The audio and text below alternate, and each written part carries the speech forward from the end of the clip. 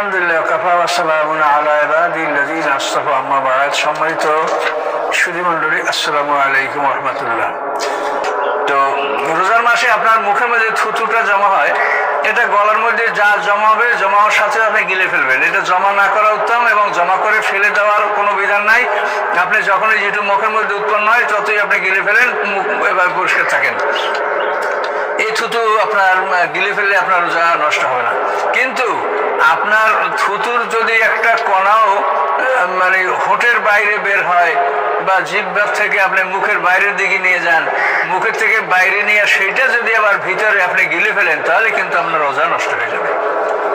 ভিতরে ছিল, ভিতর থেকে ভিতরে যাবে, রোজা যাবে না। কিন্তু বাইরের থেকে কিছু মাত্র ভিতরে গেলেই রোজা নষ্ট হবে।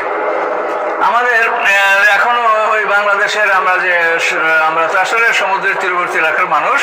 আমাদের দেশে এখনো লক্ষ লক্ষ মানুষ নদীতে, খালে, পানিতে গোসল করে থাকে। এই নদী, খাল, পানিতে গোসল করার ক্ষেত্রে রমজান মাসে সতর্কতা অবলম্বন করতে হবে। নাক, কান, চোখ, মুখ দিয়ে যেন কোনোভাবে পানি ভিতরে প্রবেশ না করে। আর একটা সতর্ক বিষয়, সেটা হলো যে মানুষের যে বাইসারে মানুষের যে পুতু দেয়, পাত দেয়, তো এটা কোনো সমস্যা নাই। কিন্তু কেউ যদি পানির মধ্যে নিজের কোমর বা মলদার পানিতে ডোবা থাকা অবস্থায় যদি এরকম বায়ু নিঃসরণ হয়, তাহলে বায়ু নিঃসরণ হওয়ার সাথে সাথেই তার মলদারে পানি ঢুকে যাবে। তো এইভাবে যদি মলদারে পানি ঢুকে যায়, তাহলে কিন্তু তার রোজা নষ্ট হয়ে যাবে। কাজে এই জন্য রমজান মাসে অনেকগুলি সতর্কতা আছে, এগুলো অবলম্বন করতে হবে।